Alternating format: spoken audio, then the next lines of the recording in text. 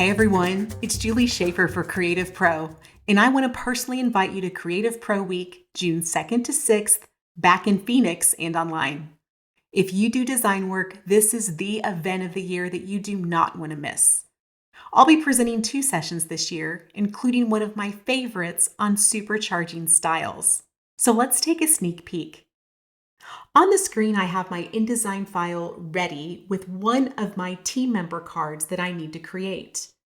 Now for this project, I need to have at least 2 or 3 different design options to choose from, and all of my data lives in a series of Word files. Now each of these Word files is not formatted, but they all have the same data points, and each of them has an inline photo at the top. So in the interest of time, I've already brought in all of the different unformatted Word files. So back at the top, we'll take a look at this first one and click in the Object Styles panel and see that this is my design for Team 1, or my first design, Team 2, and Team 3. All of them have the same exact content, but very different looks. And they're all built by just leveraging object, paragraph, and character styles.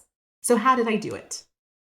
Well, let's dive into the paragraph styles for the folder Team 3, which correlate to this Team 3 object style. And when we take a look here on the screen, we can see that everything here is its own paragraph, including the photo. Because it's an inline object that came in from Word, it actually is by itself in its own little paragraph. Then I have the Design Studio, which is the company paragraph style. I have name, and you can see as I click through, everything is just moving down the list because all of these are set up with next styles. So let's take a look in Photo. I'm going to right-click to edit the photo paragraph style. And we can see that the next style is company, but even within photo, even though it's a photo, there is some paragraph styling that we can do. For example, if I go to indents and spacing, I can change the alignment from center to left or even right. And you can see what we can manipulate here within paragraph styles. I also have a border applied. So I have that white stroke. I can turn that on and off so you can see that that design element is just part of the paragraph style for the border. And then in shading, if I turn that on and off, you can see how the pink is applied by just using shading. So this one photo can change dramatically by the different settings that we make within paragraph styles. Then back in the object style, if I right-click to edit Team 3, well, we can see that I have a navy fill.